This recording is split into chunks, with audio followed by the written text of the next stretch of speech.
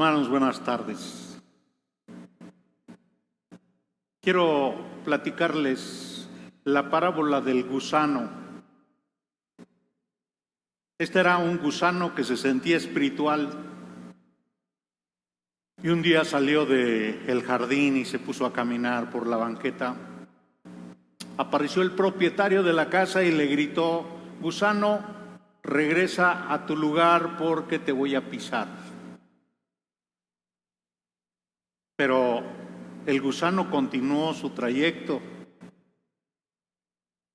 El propietario de la casa golpeó el piso con el pie, le enseñó el puño y le gritó: te exijo que te regreses porque si sigues caminando cualquier persona va a pasar y te va a pisar. Y el gusano no le hizo caso.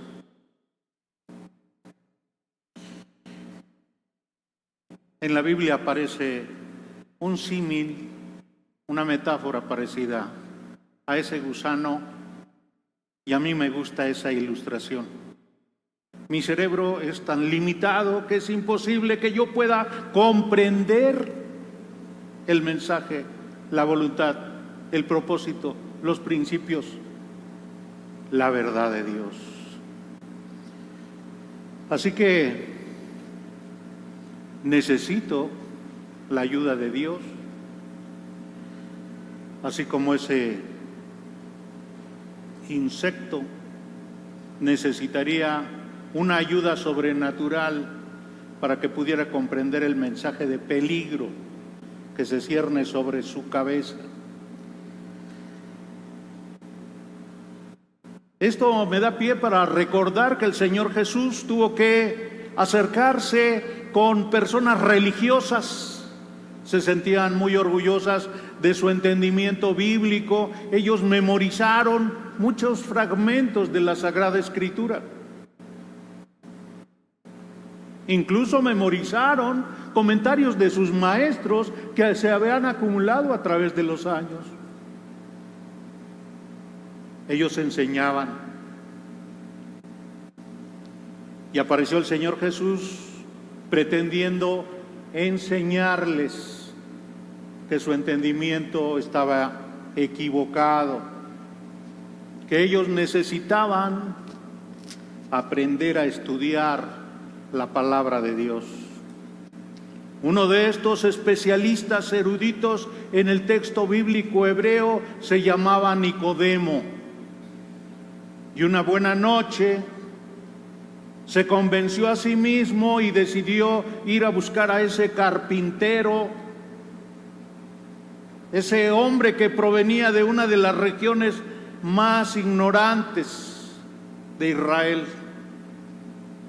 porque tenía una gran angustia dentro de su cerebro. Él podía reconocer que su vida no estaba de acuerdo con lo que enseñaba. Su vida estaba llena de mentira y de hipocresía. ¿Cómo era posible que él, siendo una persona que durante horas oraba, que de manera sacrificial memorizaba la Escritura, que era maestro? Bueno, no era maestro, era el maestro de Israel, no supiera cómo tener una vida de integridad, cómo realmente la palabra perfecta, santa, justa, gloriosa de Dios, en efecto estuviera haciendo una transformación en su vida. El pastor John MacArthur, en el Evangelio según Jesucristo, asegura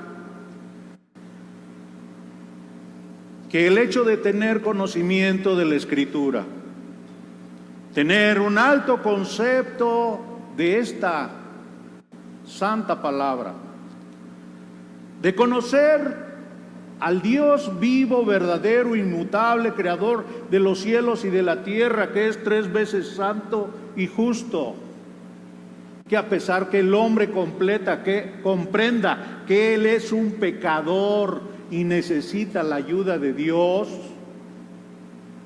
eso no lo salva. Alguien podrá preguntar, ¿qué estás diciendo? ¿MacArthur dice eso? Bueno, no lo dice con las palabras que acabo de pronunciar, pero ese es el sentido. Tener fe intelectual, tener mucha afectividad, emotividad, eso no salva a nadie. El hombre, dice el Evangelio de San Juan capítulo 3, Jesús le dice a Nicodemo, no puedes hacer nada para ser transformado en tu ser interno. No puedes hacer nada para nacer ni físicamente ni espiritualmente. Tú estás impotente, incapacitado para que puedas sacar tu corazón de piedra y puedas introducir un corazón de carne que ame a Dios por sobre todas las cosas. Y mientras tú estás imposibilitado para transformar tu vida, Juan el Bautista, el precursor de Jesús, y el propio Señor Jesús en Mateo capítulo 3 y 4 le exigieron al mundo: arrepiéntete porque el reino de los cielos se ha acercado. Tú eres responsable si te vas a condenación eterna. ¿Necesitamos mayor explicación? Por un lado estamos diciendo que Dios es soberano al 100% y por otro lado estamos diciendo que cada persona es responsable para arrepentirse en 100% y ejercer fe. La respuesta es sí. Acabamos de escuchar a nuestro pastor Luis Contreras, Jonás 2:9. La salvación es de Jehová.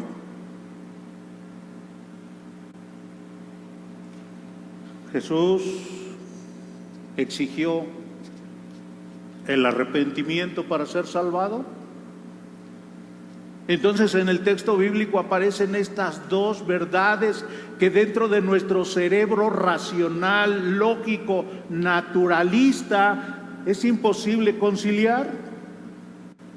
Si usted está comprendiendo lo que estoy mencionando, gracias a Dios. Pero si usted no está entendiendo lo que estoy diciendo, le presento un comercial. Palabra de Gracia. El seminario bíblico le ofrece capacitación para que juntos aprendamos a estudiar la Biblia, para que juntos revisemos estas enseñanzas de parte de Dios. El tema que le invito hoy para que meditemos es el tema de la autoridad de la Escritura para nuestra santificación. La autoridad de la Escritura para nuestra santificación. Y voy a mencionar algo para provocarle a usted más dudas, más preguntas. Según mis fuentes más confiables, el 99.9% de la actividad satánica actual no es tentar a las personas, no es hacer que hagan cosas malas. No, su tarea más importante es estar inventando doctrinas y filosofías que se oponen a la verdad de Dios. Ese es su principal trabajo. Cada ser humano incrédulo tiene suficiente maldad dentro de su corazón, tiene suficiente perversión dentro de su mente, tiene suficiente caída en sus actitudes que no necesita que le ayuden. ¿Y los cristianos? ¿Los cristianos ya somos justos? ¿Somos íntegros? Pregunto. O Romanos capítulo 3, versículo 9 al 18, también nos incluye. Hermanos, mi propuesta, que está basada en la Biblia, es que tenemos suficientes residuos de maldad para ser incrédulos y para alejarnos del estudio profundo de la Biblia.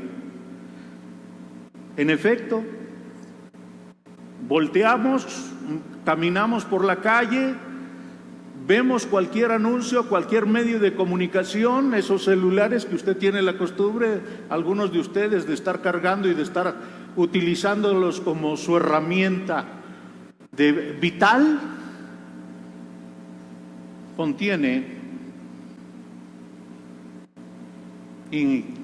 mucha influencia para la mente que se opone a la verdad de Dios. Estamos, usted lo sabe, en el reinado de la muerte, según Romanos capítulo 5, versículo 2. Estamos en el reinado de la mentira. Primera de Juan capítulo 5, versículo 18. Y usted y yo, de continuo, caemos en el orgullo y la pereza para evitar nuestro tiempo a solas con Dios.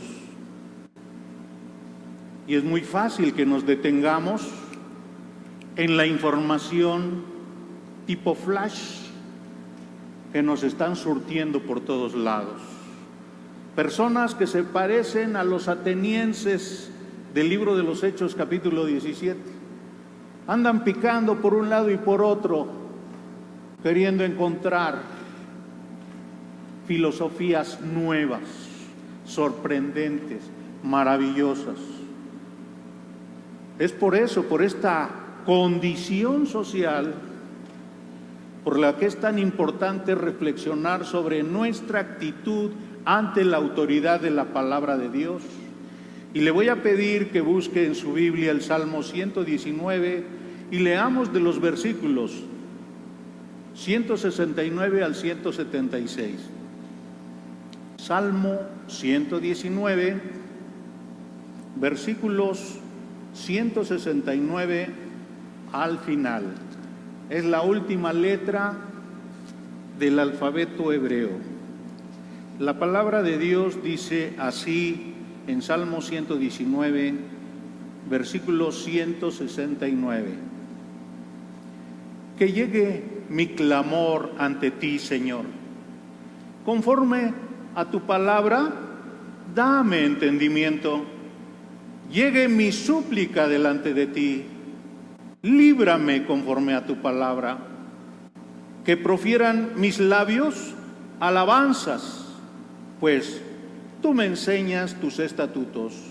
Que cante mi lengua de tu palabra, porque todos tus mandamientos son justicia. Que esté pronta tu mano a socorrerme, porque tus preceptos he escogido.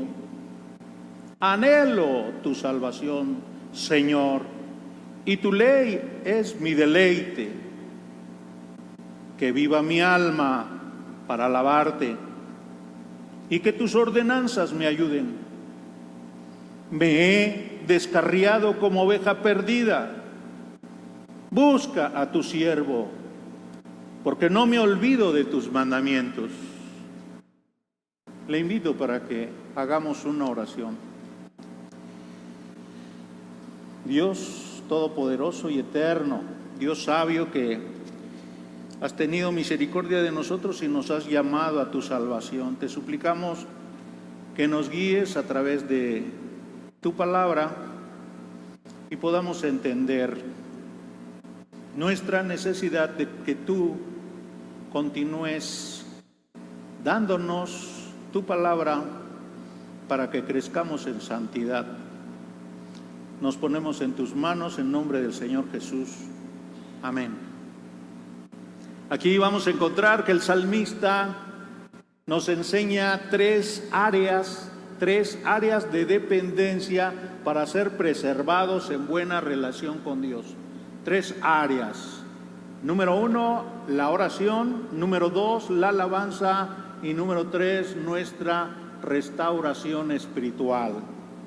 En primer lugar, observemos la necesidad de depender en nuestra oración de la palabra de Dios. Leamos el versículo 169. El salmista dice: que llegue mi clamor ante ti, Señor.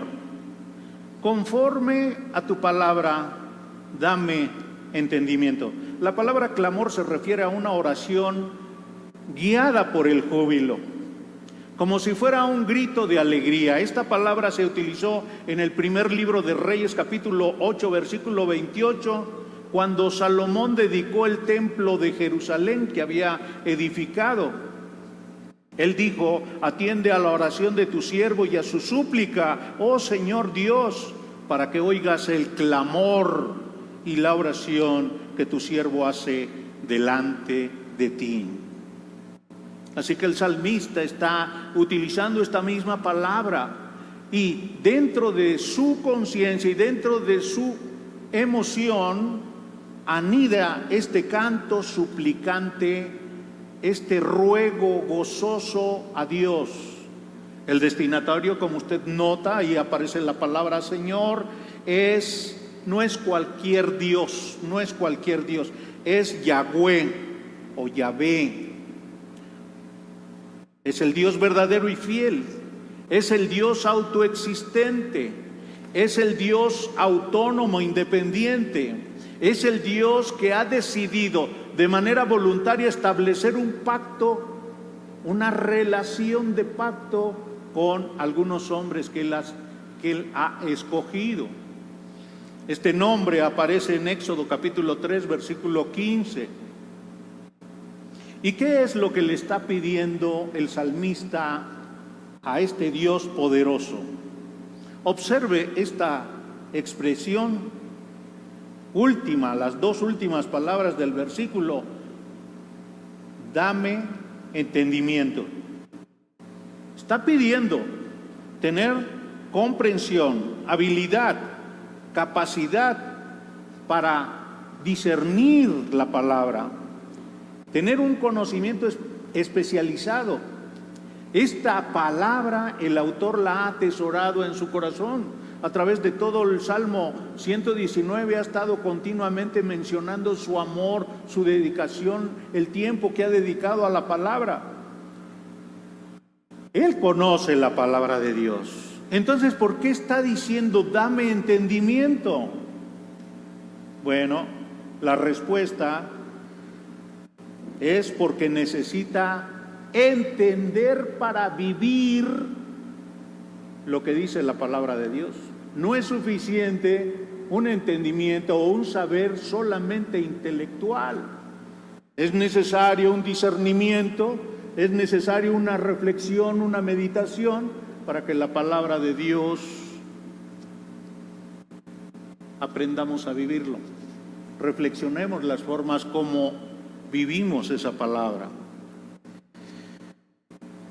Además de estar pidiendo esto, en el versículo 170 dice: llegue mi súplica.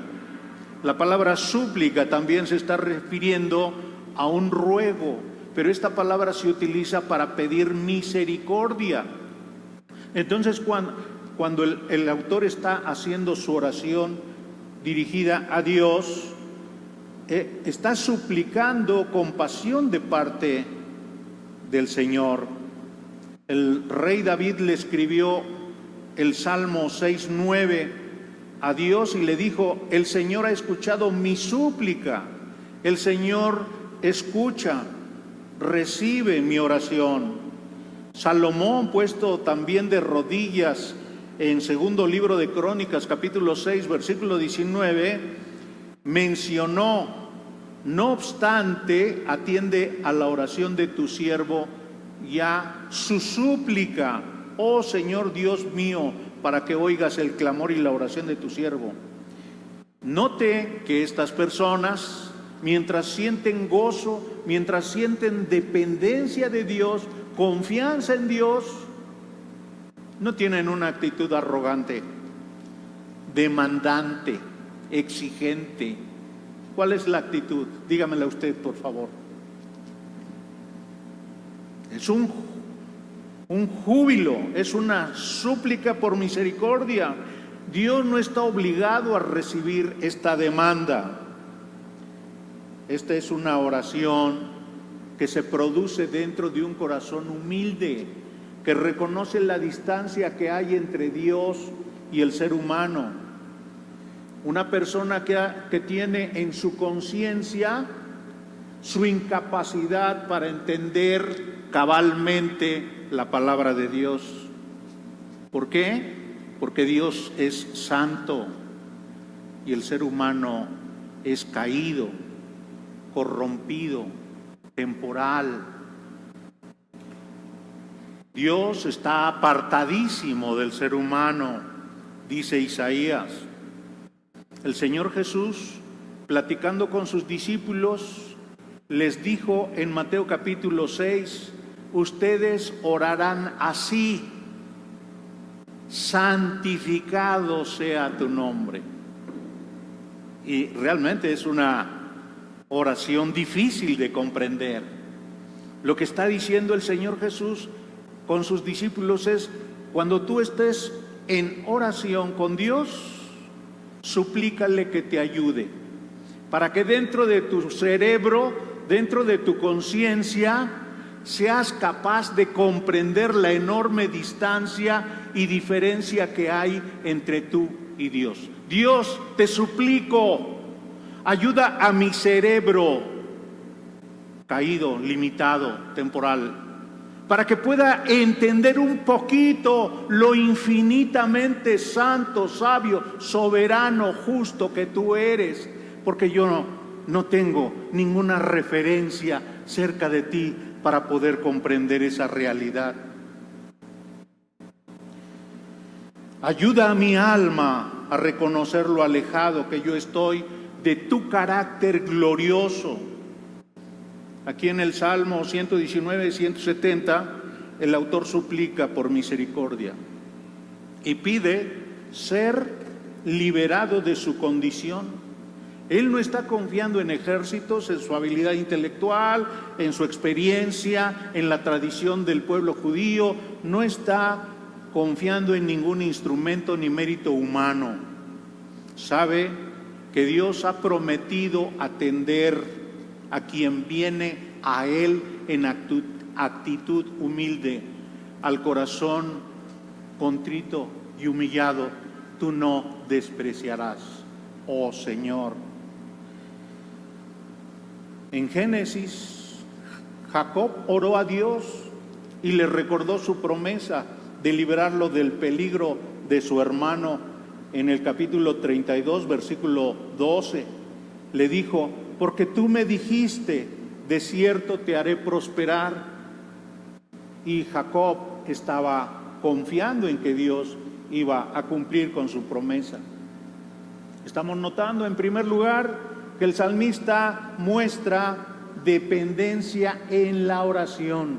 Necesita ser guiado en sus oraciones.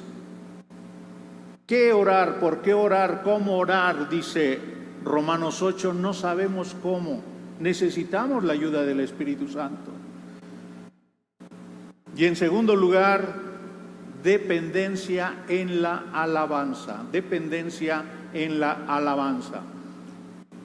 Versículo 171. Que profieran mis labios alabanzas, pues tú me enseñas tus estatutos. La palabra que se está refiriendo a la solicitud, que de mis labios salgan, fluyan palabras en donde estoy reconociendo tus perfecciones, tus excelencias. El salmista está pidiendo ayuda a Dios para que de sus labios salga esa disposición, esa palabra apropiada, y pueda mostrar admiración a las obras y el carácter de Dios. Que yo hable positivamente y con gratitud de tus excelencias, Señor. La alabanza, como usted lo sabe, no solo se refiere a música, ¿verdad? se refiere a todo tipo de elogio, todo tipo de reconocimiento. Y cuando estamos observando esto, que el salmista insiste sobre ser conformado por la palabra, por los estatutos de Dios, en su comprensión, en su oración, en su alabanza, ¿de qué estamos hablando? Estamos hablando de la adoración. La adoración es necesaria que esté limitada, conformada, adecuada por la propia palabra de Dios. Y sobre este tema podríamos mencionar de manera así muy rápida 4 formas de adoración equivocada. 4 formas de adoración equivocada. ¿Usted se acuerda de Caín en Génesis capítulo 4?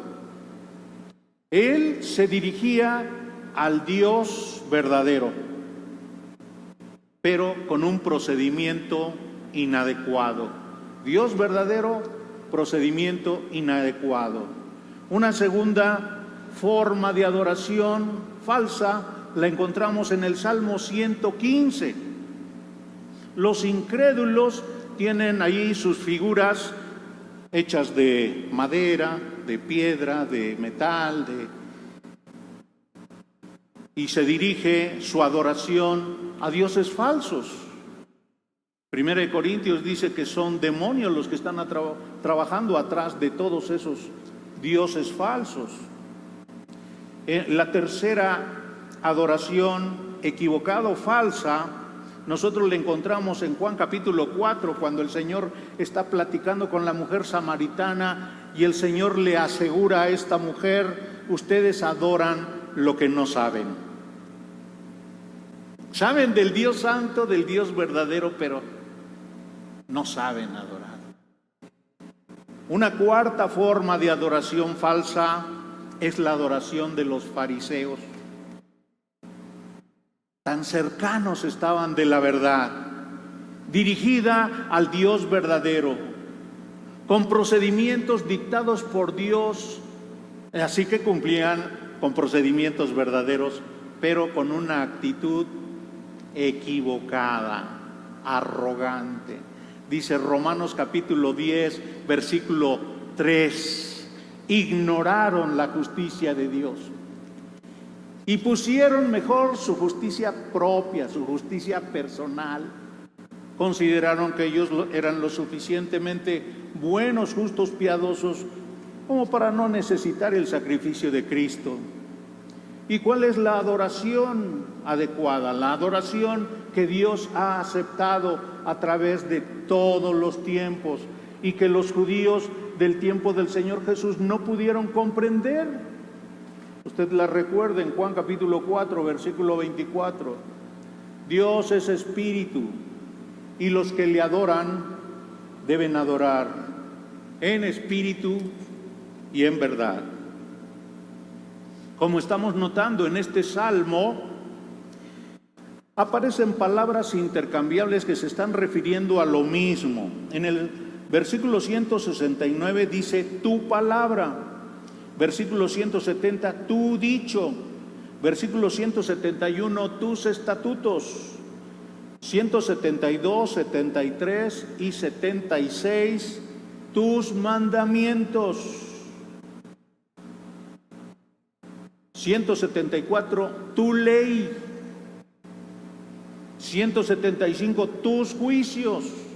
Todos se están refiriendo a la Sagrada Escritura, pero cada una tiene su énfasis. Por ejemplo, aquí cuando está refiriéndose a los estatutos, aunque se refiere al texto bíblico, a la palabra de Dios, enfatiza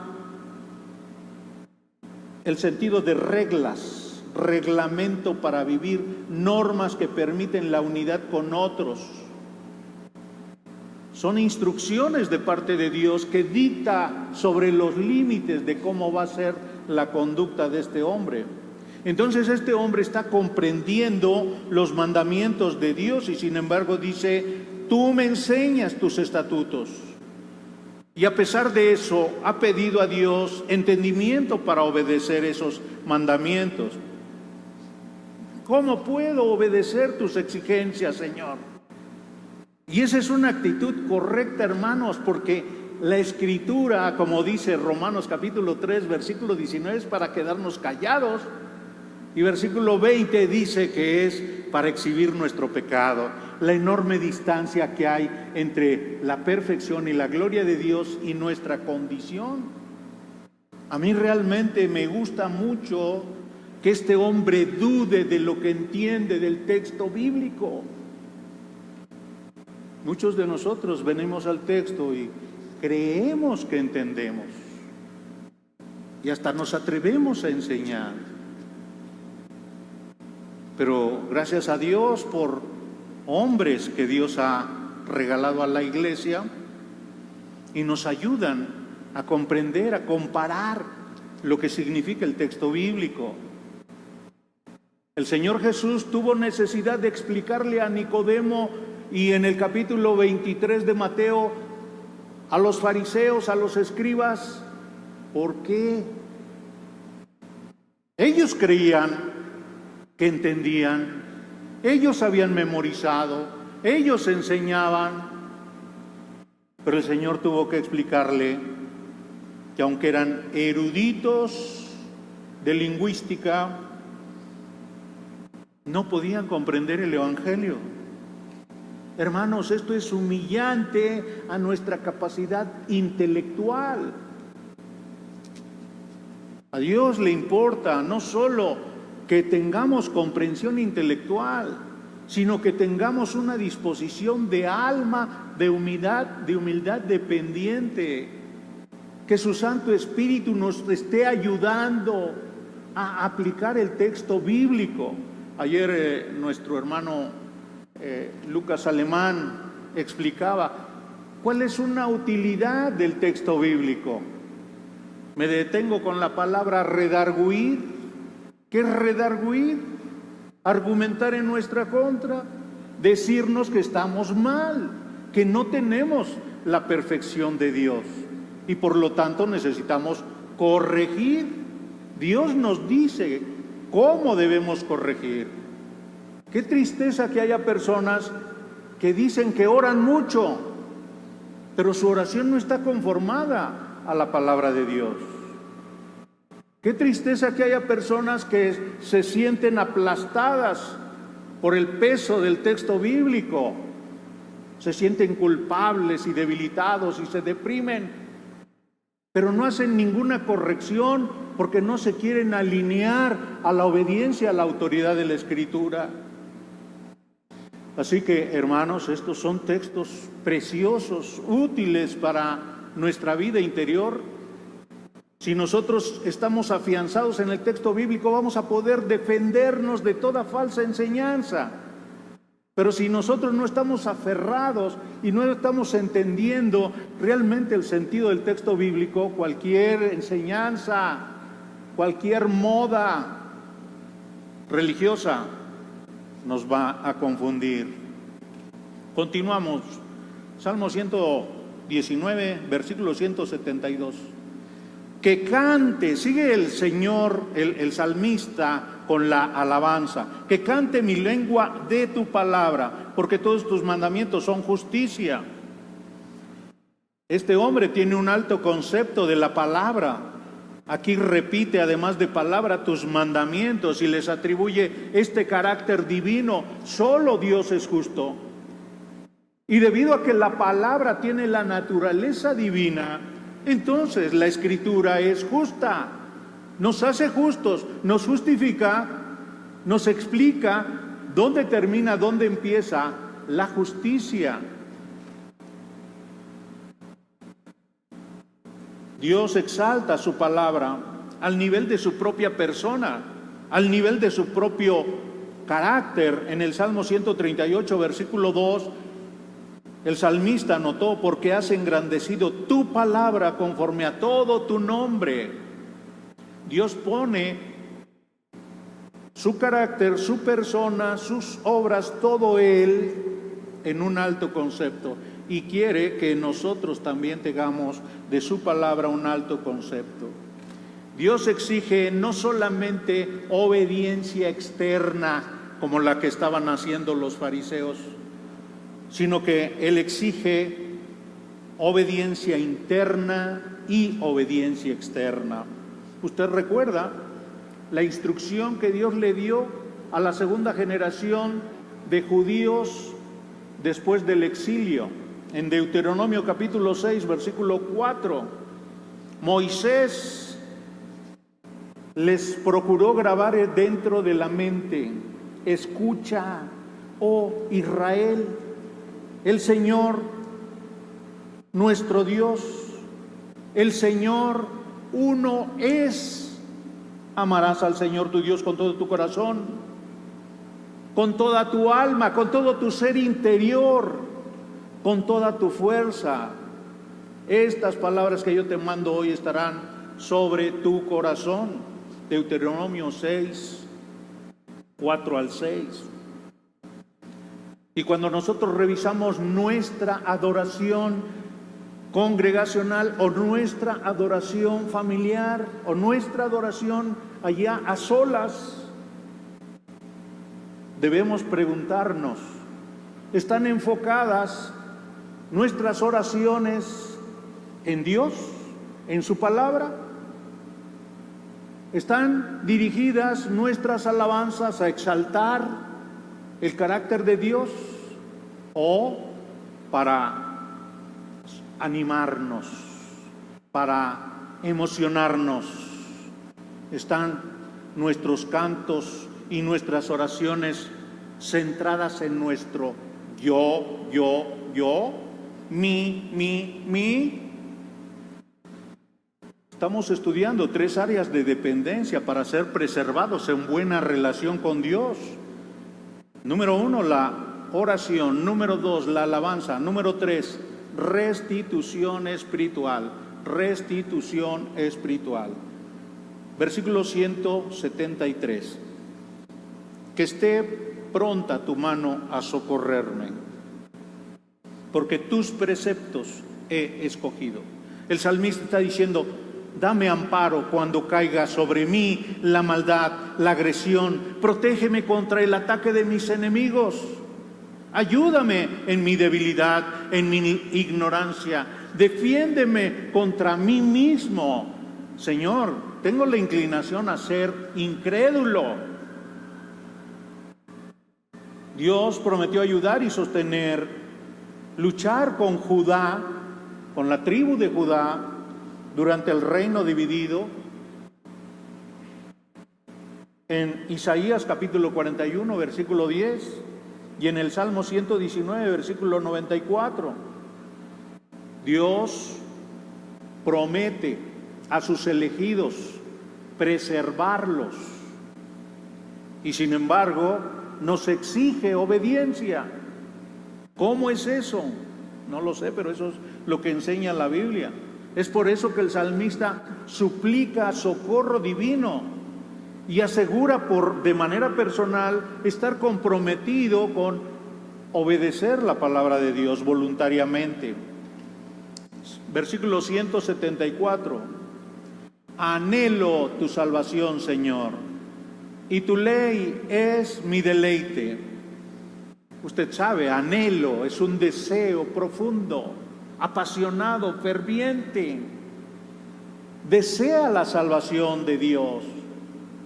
Él considera fuente de satisfacción, de felicidad, de gozo, de bienestar, mantener una relación con Yahweh, con Jehová. Es por eso que está solicitando esto. Aunque nosotros ahora, por las enseñanzas del Señor Jesús, tenemos un poco más de claridad. Este hombre anhela la salvación del Señor, pero si no es Dios el que nos arrastra a esa relación con Él, en nuestras fuerzas es imposible acercarnos. Nadie desea a Dios, ni tiene anhelo por Dios, ni puede obedecer a Dios, dice Romanos capítulo 8, versículo 7. Y el Señor Jesús dijo nadie viene a mí si el Padre que me envió no lo trajere, no lo arrastra, porque tiene resistencia el hombre. Aquí el salmista dice: yo me deleito en tu palabra, disfruto saber quién eres, cómo eres, lo que haces, lo que prometes, cuáles son tus planes, cuáles son tus preceptos, tus principios. Este hombre está vinculado emocionalmente con Dios. Y bueno, cada uno de nosotros también deberíamos de desear esa relación. El apóstol Pablo nos enseña mucho sobre esta disposición de ánimo. Él tuvo que reconocer que luchaba todavía con residuos de pecaminosidad en Romanos capítulo 7, Romanos 7. En su cerebro, en su ser interior, en su alma regenerada, deseaba hacer la voluntad de Dios. Sinceramente amaba a Dios y su palabra, pero tenía un enemigo en su interior. Y una pregunta apropiada que nosotros debemos plantearnos es: ¿nosotros, yo en lo personal, amo a Dios? Yo estoy muy agradecido a Dios porque usted está aquí. Estoy muy agradecido porque es difícil que las personas inviertan tiempo, dinero, esfuerzo por estar buscando tener una mejor comprensión de la Biblia y una mejor intimidad con Dios. Gracias a Dios por que le movió y que usted esté aquí. Pablo así también amaba a Dios y le entristecía y le dolía fallar. En Romanos capítulo 7, usted conoce este texto, el apóstol empezó con estas afirmaciones: porque en el hombre interior me deleito con la ley de Dios, pero veo otra ley en los miembros de mi cuerpo que hace guerra contra la ley de mi mente y me hace prisionero de esta ley del pecado que está en mis miembros.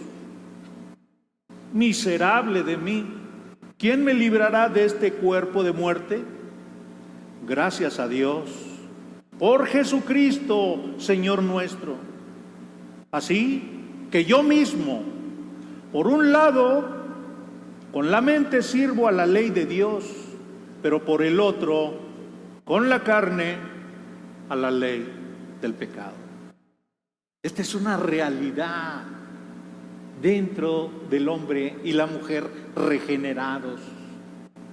Y debido a que experimenta esta dicotomía, es por eso que tiene que venir ante Dios y suplicarle: Señor, si no me ayudas, aunque haya memorizado tu palabra, no la puedo aterrizar a mi vida, no la puedo vivir, no puedo expresarlo en mis actitudes y mi conducta.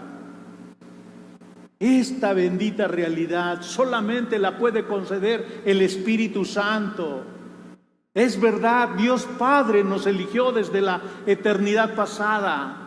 Es verdad, el Señor Jesucristo ya nos redimió por su sacrificio sustitutorio en la cruz, pero hoy el Espíritu Santo continúa obrando transformación por medio de su palabra. ¿Cómo vamos a enfrentar la confusión, el caos de pensamiento y de principios que existe en la sociedad si no tenemos un punto de referencia, si no tenemos una fuente de sabiduría, si no estamos arraigados en la verdad de Dios, en el poder de Dios?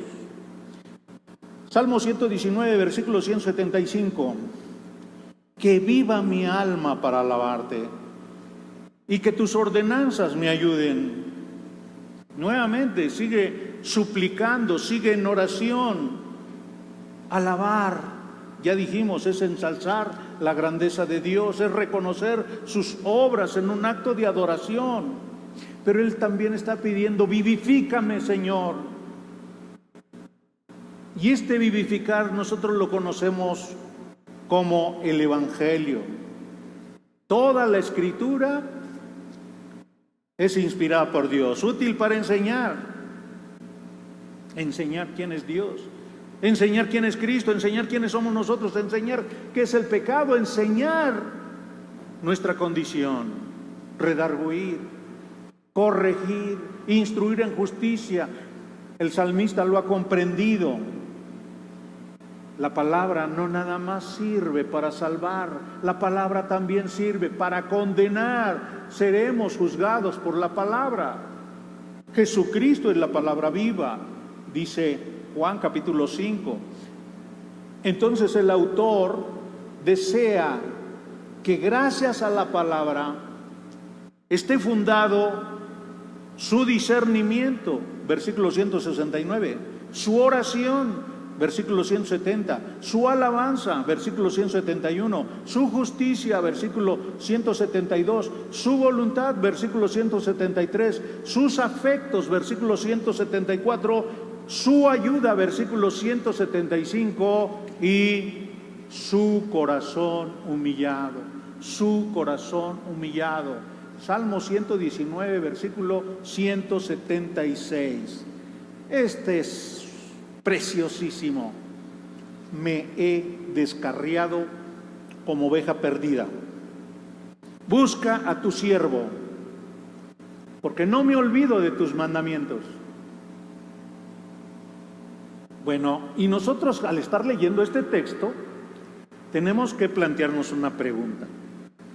Pues no que su oración es adecuada a la palabra de Dios, no que su alabanza es adecuada a la palabra de Dios, no que su discernimiento, su voluntad, sus afectos son aceptables por Dios. Entonces, ¿por qué concluye diciendo me he descarriado? Soy como oveja perdida.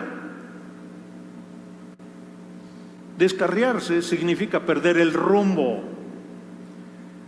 Este siervo de Dios, para algunos autores, usted lo sabe, el autor es David, pero para la mayor parte no es David, es otro autor, un anónimo.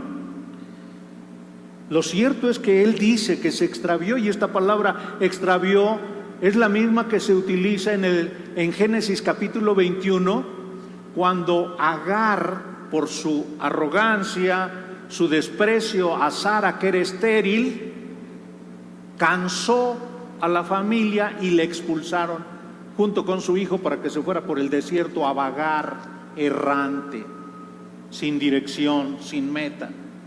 Ella y su hija y su hijo vagaron errantes por el desierto. En algunos contextos esta palabra descarriarse puede referirse a que se apartó de la manera correcta de vivir. Dios establece ordenamientos sobre cómo debemos conducirnos, cuál debe ser nuestra actitud. Pero cuando son ignorados, la persona se pierde. Y usted recuerda un ejemplo muy clásico, el de David. En su trato con Betsabé, desarrolló una perspectiva, un punto de vista equivocado con respecto a la Escritura. Y se separó de la Escritura y decidió vivir su realidad. Algo sucedió dentro de su cerebro. Decidió ignorar la palabra de Dios, la autoridad de la Escritura, y aunque ya sabía que Dios no aprueba el adulterio ni aprueba el asesinato, él lo cometió. Y aunque ya sabía que todo pecado trae dolor, produce dolor y trae consecuencias, decidió alejarse de la palabra de Dios. Su entendimiento fue erróneo, su conducta, sus convicciones, sus compromisos fueron equivocados. Y él necesitó corrección, y él tuvo que venir como este salmista a decir: Señor, me descarrié, perdóname. Salmo 51. Que el profeta Isaías, refiriéndose al siervo sufriente de Dios: todos nosotros nos descarriamos como ovejas, nos apartamos cada cual por su camino. Cada uno hizo su propio camino, abandonó el camino del pastor. Entendemos que se está refiriendo a la nación judía. Es un reproche figurado de ovejas, se está refiriendo a Israel, ¿verdad? Cada israelita tomó su propio camino, cada israelita hizo una combinación de diferentes pecados y los mezcló, así como cada uno de nosotros, cuando no conocíamos al Señor, hicimos nuestra mezcla de pecados. Estábamos extraviados, sin instrucción divina. Y fue error nuestro, decisión nuestra, mentira nuestra. Nos apartamos de Dios. A pesar de las advertencias de Dios, la nación judía, a través del Antiguo Testamento, estuvo yéndose a la idolatría tras los Baales y las Aseras. Ese trance de confusión y enervamiento solamente puede ser vencido cuando el cerebro es lavado por la palabra de Dios, limpiadas esas inclinaciones. A estos descarriados Dios les da esperanza, así como nos la dio a nosotros. Isaías 53:6 concluye: pero el Señor hizo que cayera sobre el siervo sufriente, que es Cristo, la iniquidad, la maldad, los pecados y su consecuencia de todos nosotros. ¿Cuál es el tema? La integridad. Dios exige: sed santos, porque yo soy santo. ¿Usted cómo le ha hecho? ¿Usted cómo le ha hecho ante su conciencia delante de Dios?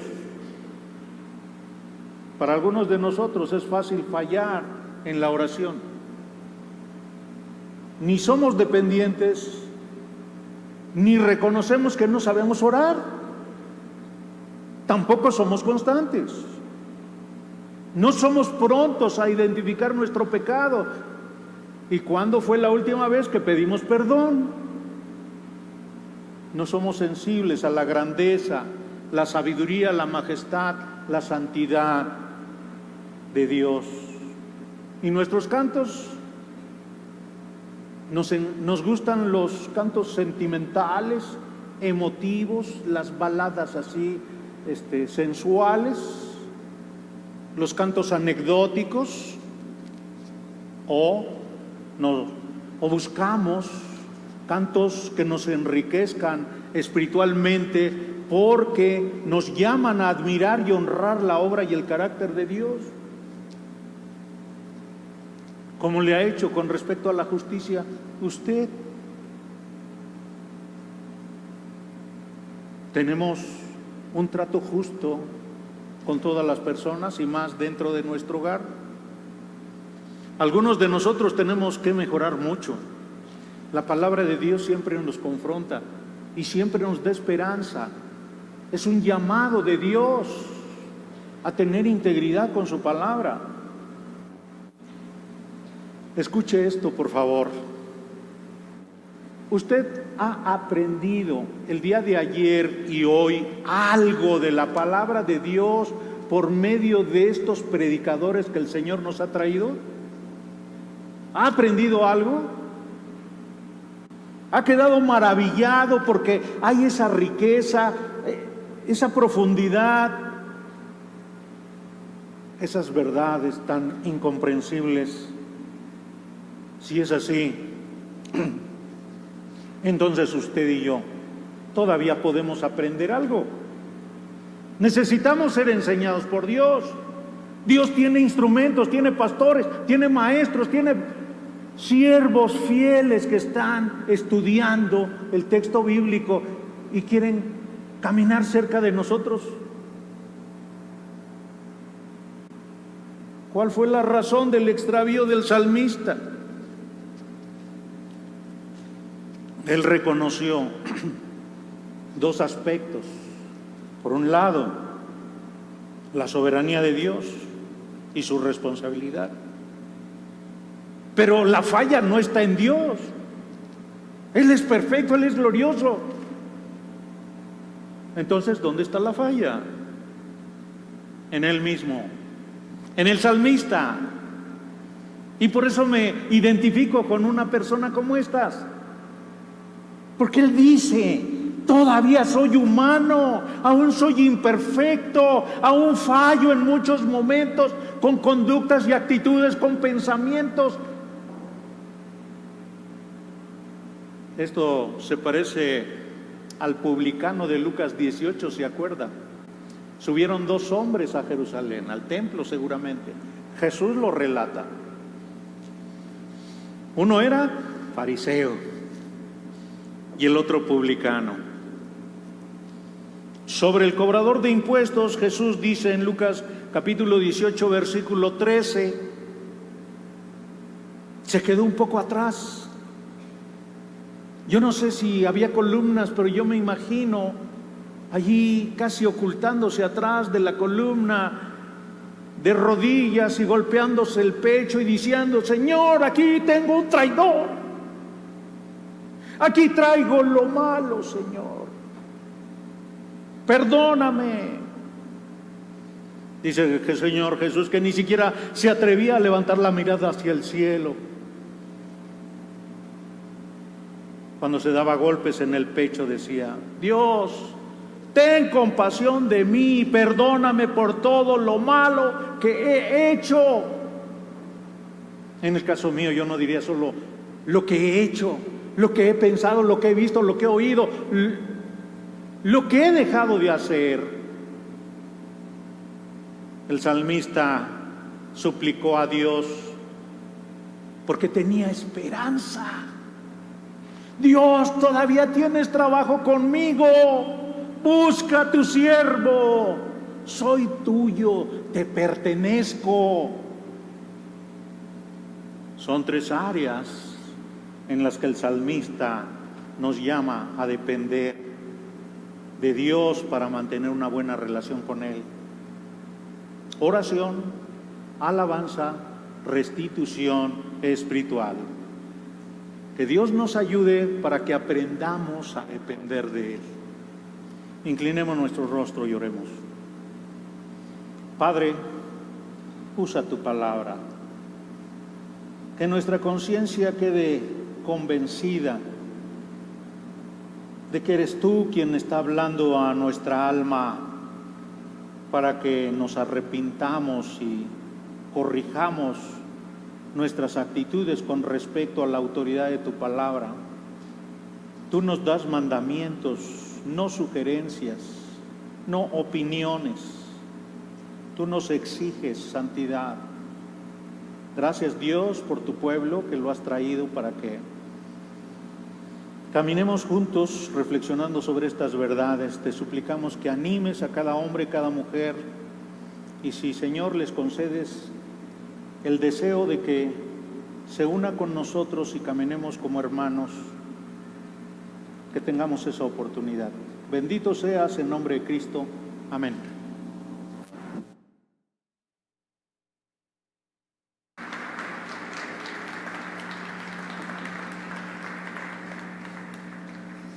Bueno, ahí les hago un anuncio.